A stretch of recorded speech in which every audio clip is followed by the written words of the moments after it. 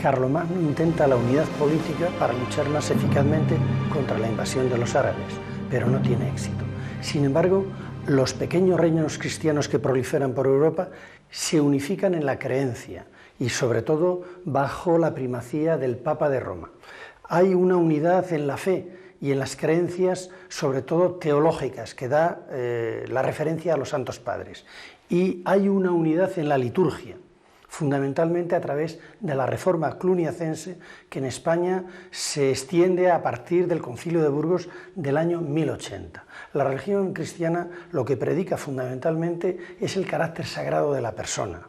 Dice San Ivo de Chartres que ante Cristo y ante los sacramentos no hay ni esclavo, ni siervo, ni dueño. Todos los hombres son iguales. Este carácter sagrado del individuo hace que el románico sea una época eminentemente espiritual. Y esta espiritualidad se traslada a todas las manifestaciones artísticas, sean arquitectónicas, escultóricas o pictóricas, consiguiéndose un arte de una gran unidad. Por eso podemos decir que el románico es el primer arte de la unidad europea.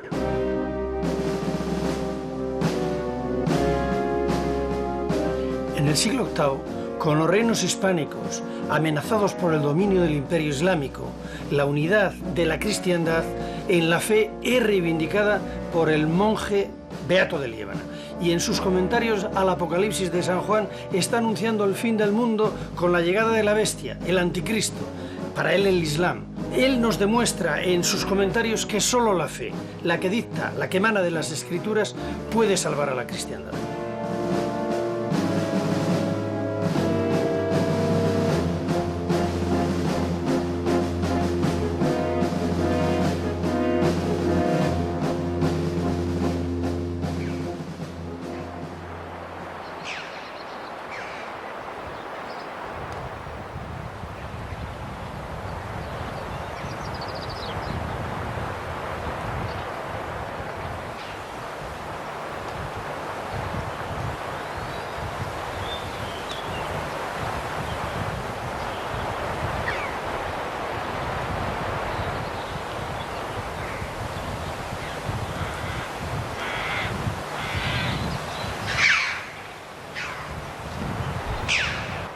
Los malos presagios de Beato, con el Apocalipsis en el horizonte del año 1000, no se han cumplido. Estamos en Calatañazor y aquí Almanzor en el año 1002 perdió la batalla. Dejó de ser una amenaza, después de su muerte evidentemente, para la cristiandad española. Ya no podía llegar a Santiago de Compostela como hizo en tiempos y el camino de Santiago quedó despejado para las peregrinaciones. En ese momento se cambian las tornas. Las monarquías españolas, la Navarra de Sancho III y sus hijos en Castilla con Fernando I, empiezan a cobrar los tributos a los reyezuelos moros. Y con estos tributos los parias contribuyen a la construcción de Cluny. En ese momento cambia el rito. Del mozárabe pasamos al rito latino. Y en aquel momento España queda plenamente enclavada en la cristiandad occidental, que nunca ha gozado de una época de paz como la que viene después del año 1000.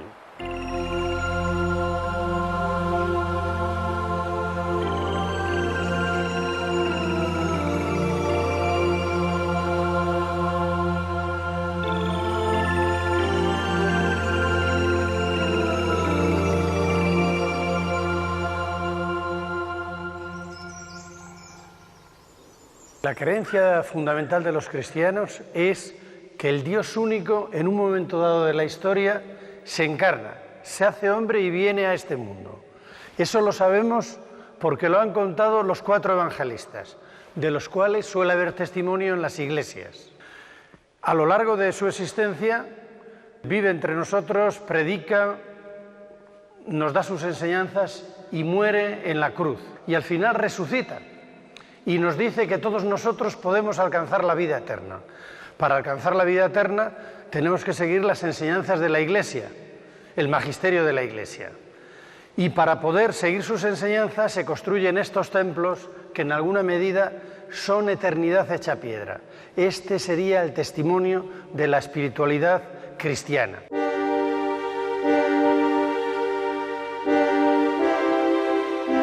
el mayor peligro para la unidad del reino de Dios es la división. Esta la produce la herejía. La Iglesia combate la herejía imponiendo la ortodoxia de la fe. Y dice la Iglesia que Cristo no va a abandonar a los hombres y a las mujeres que crean en su resurrección.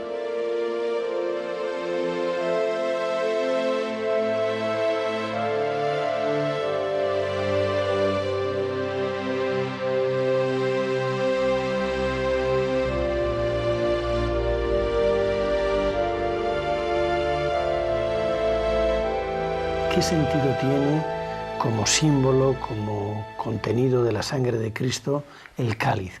Esa sería la esencia de nuestra religión. Sí, en definitiva, esa es la esencia, sobre todo, la esencia es la muerte y resurrección de Cristo, porque el mismo Cristo después nos revela al Padre y al Espíritu Santo, el Dios uno y trino.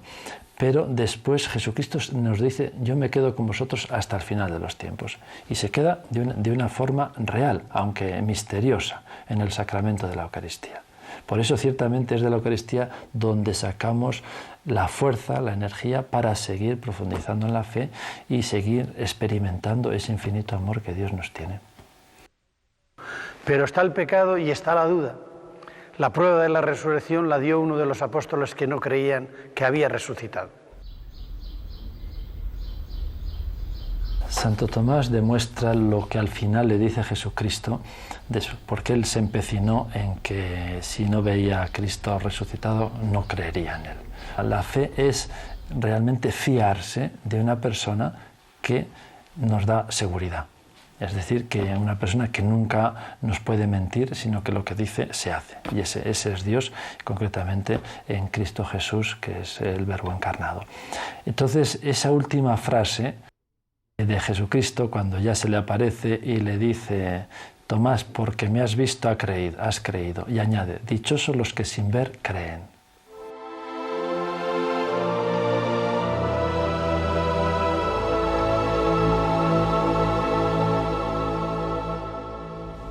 El escultor románico mitiga e incluso oculta el sufrimiento de Cristo en la cruz y nos lo presenta ya como triunfante y resucitado.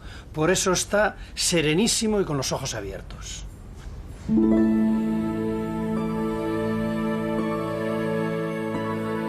Hay Cristos románicos maravillosos como el de Grigera, el de Vallejo o el de San Esteban. También los frescos como el de San Isidoro o el de San Justo, que son la expresión de la gran novedad que aporta la espiritualidad cristiana medieval, la importancia de Cristo como hombre.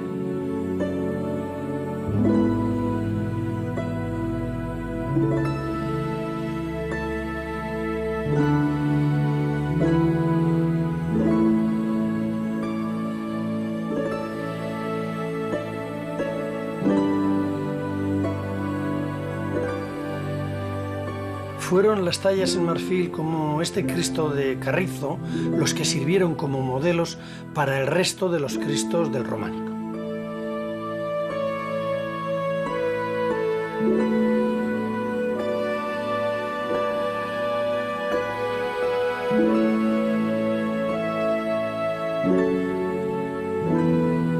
El Cristo de Fernando I y de Doña Sancha, su esposa, es un resumen del nuevo mensaje evangélico, iconográfico y formal que tiene patentes influencias árabes por el ornato.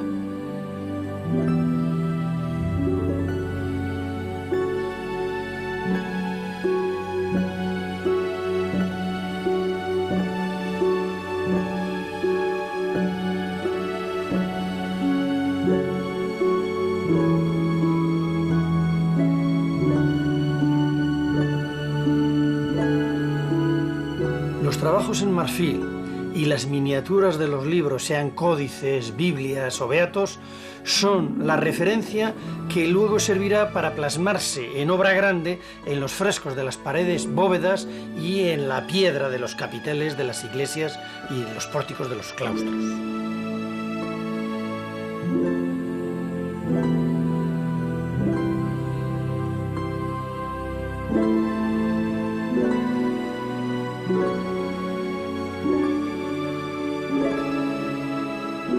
El centro de todas las composiciones es el Pantocrator. Es la imagen de Dios omnipotente encerrada en un óvalo. Es un Cristo majestad. Lo vemos en la bóveda de San Isidoro de León y también está con gran solemnidad en el centro de la fachada de la iglesia románica de Santiago de Carrión de los Condes. El Cristo triunfante es de un clasicismo tal que es inconcebible para su tiempo medieval, por las proporciones, por la propia imagen de majestad que recuerda un poco a Fidias. Es el clasicismo máximo en el románico. Se ve que el artista era muy culto y realmente es una excepción del románico.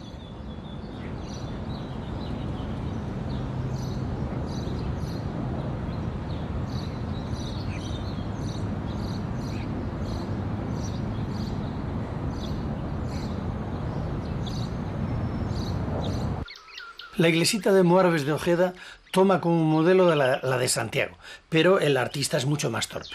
Sin embargo, el efecto es igual de convincente. Anuncia que entramos en la casa de Dios.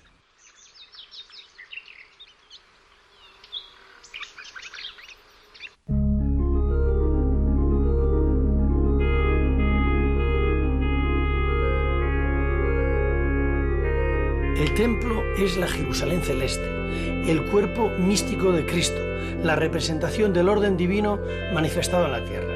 Es un espacio por el que camina el creyente a través de la arquitectura que le lleva hacia la salvación. Del atrio en los pies, el lugar de la pila bautismal para los paganos, al altar de Dios en el ábside cabecera. El ábside está orientado hacia el este, que es de donde viene la luz. El Edén, el paraíso al que llegaremos.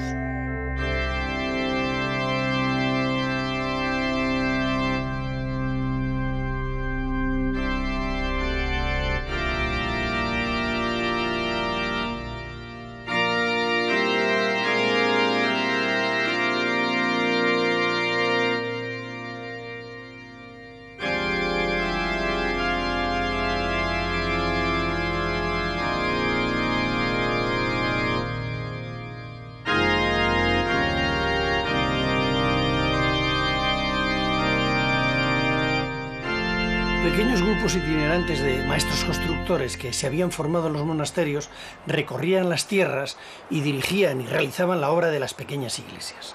Allí dejaban los mensajes en piedra, en parte de la palabra de Dios y en parte de sus ocurrencias y de los mensajes elitistas por un lado o esotéricos por otro, con una interpretación sencilla y directa hacia el pueblo llano.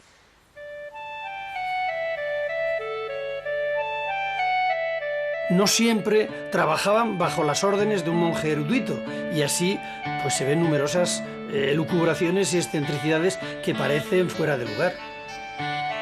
Porque todo el mensaje didáctico de los temas expuestos en los relieves, en los capiteles y en las portadas no es tan claro para nosotros porque han pasado 1000 años y no contamos con los sermones de los curas y de los monjes que complementaban la iconografía de la piel.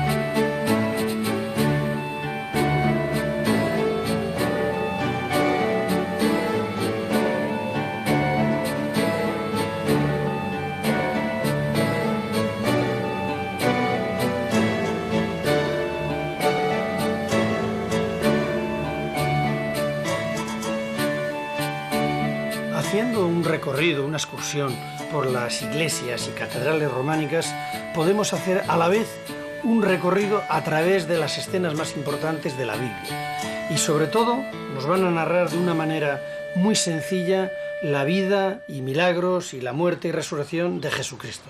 Empezando por la anunciación de la iglesia de San Vicente de Ávila.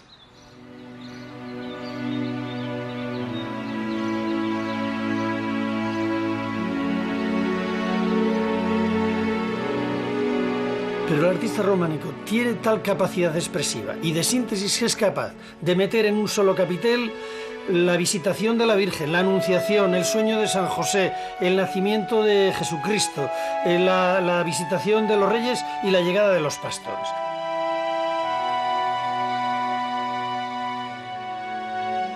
Los reyes siguen apareciendo en multitud de capiteles. Es un motivo favorito de los escultores románicos. Y también lo son la huida a Egipto, la matanza de los inocentes, como esta bellísima de Aguilar de Campoo, es otra de las muestras más expresivas de la escultura románica.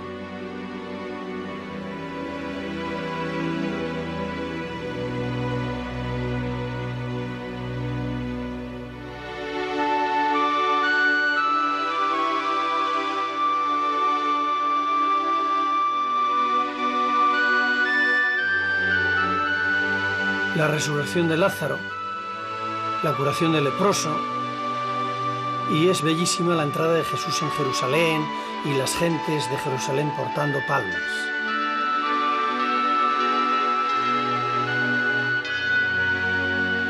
La última cena está representada en los frescos de San Isidoro de León, y en los frescos de San Justo de Soria tenemos el beso de Judas. Por eso Jesús fue apresado. Y posteriormente le crucificaron.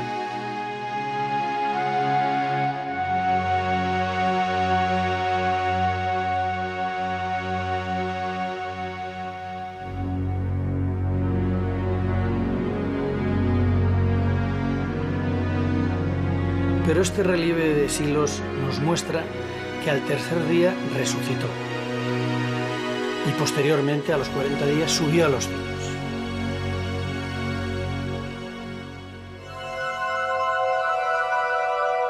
Pero el mensaje no siempre es tan claro. Por ejemplo, cuando el Apocalipsis representa el cuarto ángel vertió su copa sobre el sol, al que fue dado quemar a los hombres con el fuego. Los hombres fueron quemados con terribles quemaduras y blasfemaron el nombre de Dios.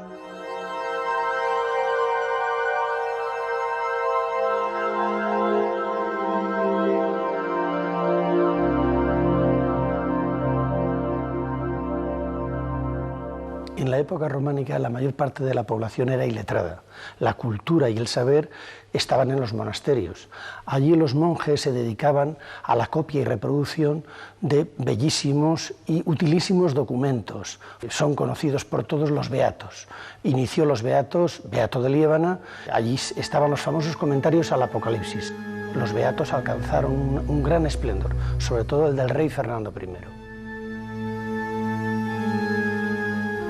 Beato de Liébana escribe su comentario del Apocalipsis como respuesta a lo que él cree que es la herejía que propaga Elipando, arzobispo de Toledo, adopcionista. Decía que Jesús no era hijo de Dios, sino hijo adoptivo. Esto era terrible para la cristiandad porque suponía una política conciliadora con el pensamiento musulmán. Así que Beato pide ayuda a Roma y a Carlomagno y gana la batalla contra Elipando.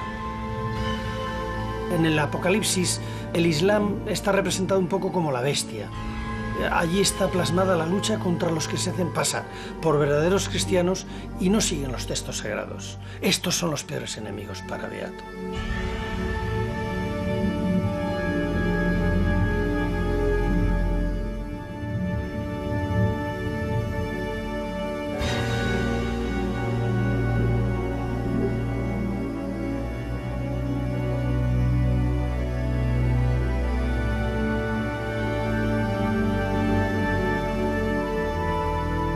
De los beatos sacaban los canteros, a través de las copias que les pasen, los elementos que luego traspasan a la piedra, que es la Biblia de los pobres en alguna medida. En los pórticos de las iglesias, en los tímpanos, en los canecillos y en los capiteles de los claustros.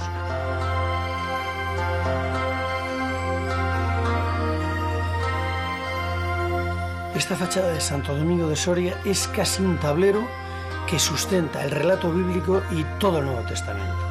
Es una bellísima manera de conjugar arquitectura y escultura como una de las mayores creaciones del románico.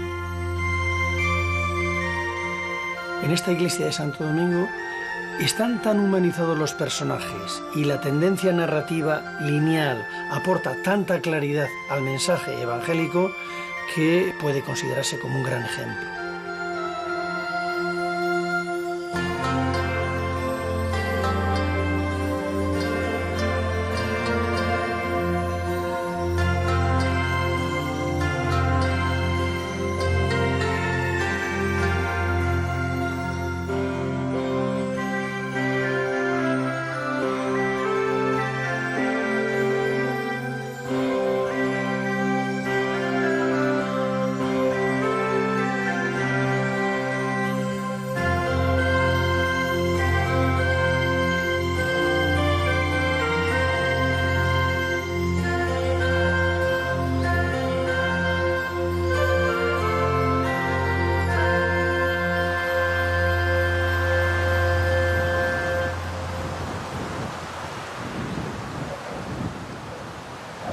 Por el contrario, el monasterio de Santa María de Gradefes, que se fundó en 1168, es un ejemplo perfecto de la vuelta a la sobriedad que preconizaba la reforma del Císter.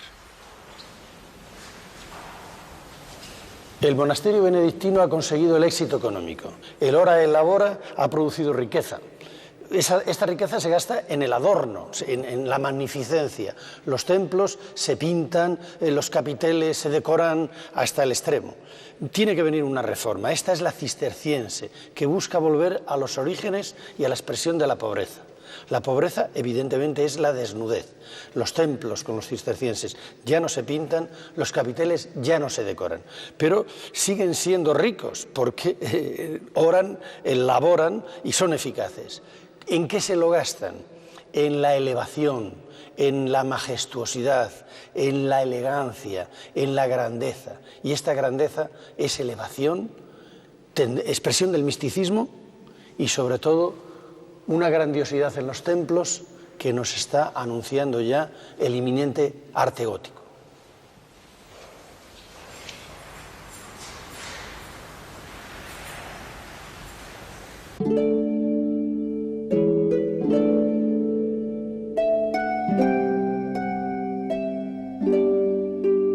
Estas son las monumentales ruinas del monasterio de Santa María de Moreruela, que fue el primer monasterio cisterciense de la península. El fundador del Císter, que fue el monje benedictino Bernardo de Claraval, estableció, junto a los principios del ascetismo y la oración, la exaltación de la Virgen. Es un paso más de la humanización de Cristo.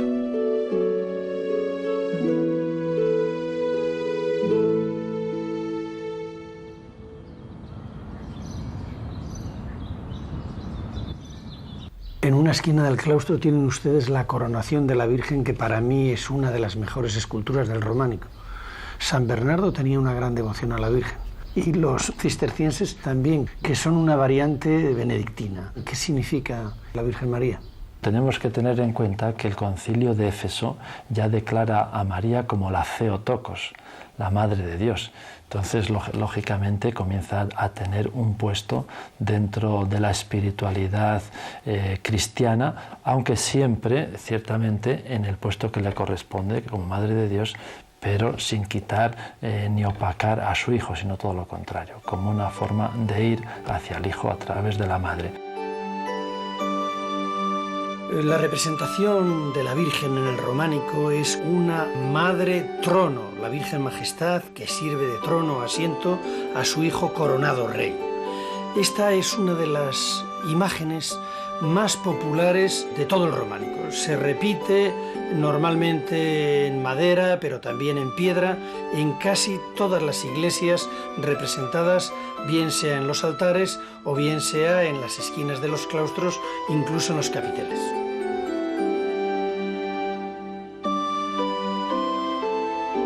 La figura de María comienza a ser protagonista del mensaje evangélico de las iglesias, como en esta, por ejemplo, de Gredilla de Sedano de Burgos.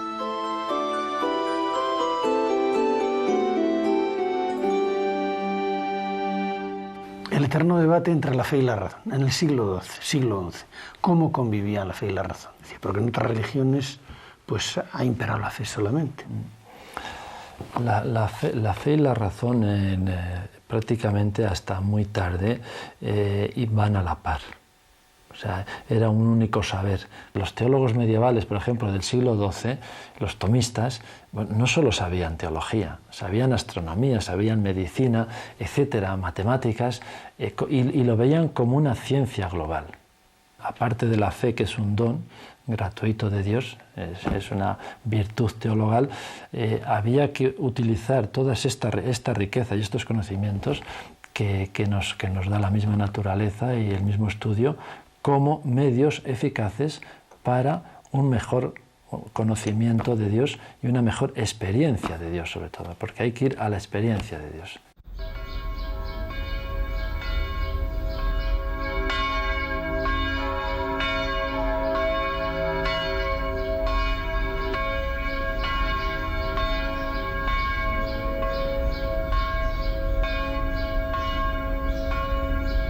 En el mundo medieval casi todas las gentes eran iletradas. Las únicas personas que podemos decir que eran cultas eran los monjes. Sin que nadie se lo pidiera, se dedicaron a conservar y a traducir casi todo el pensamiento clásico latino. Gracias a ellos y a su esfuerzo ha llegado hasta nosotros.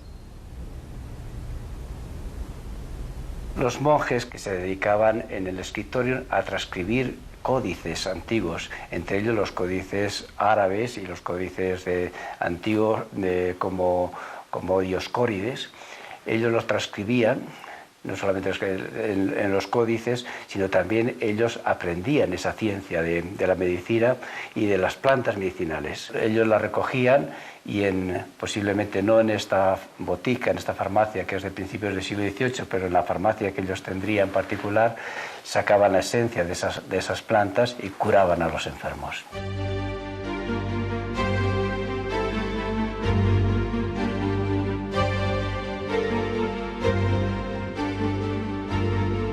El libro es fundamental en la cultura medieval.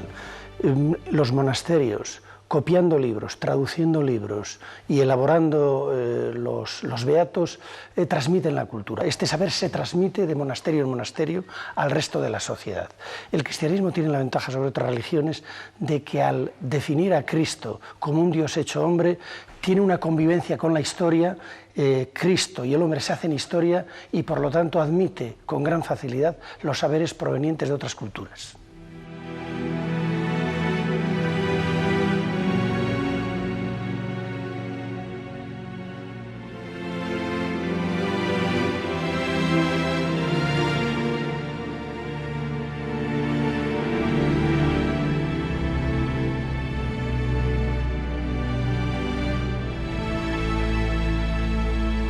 Es imposible encontrar una biblioteca medieval intacta. Aquellas bibliotecas soñadas o maravillosas tendrían códices, pergaminos, algún beato si eran muy ricas, y bueno, posteriormente fueron acumulando otro tipo de obras como actas de concilios, evangelios, quizás Biblias, más o menos iluminadas si el monasterio o la colegiata o la catedral eran ricos.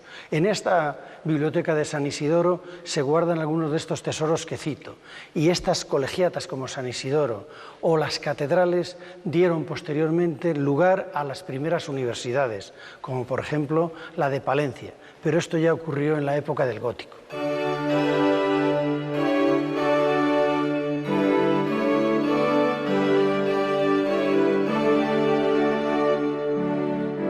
En la catedral, alrededor de la cátedra, surgen unos estudios. Las universidades, por lo tanto, se desarrollan en las ciudades, son la expresión de la ciudad.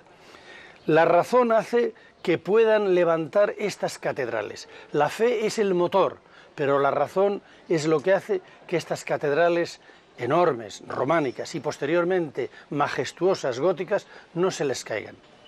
Con fe se impulsa la catedral hacia arriba y con la razón se evita que se desplome.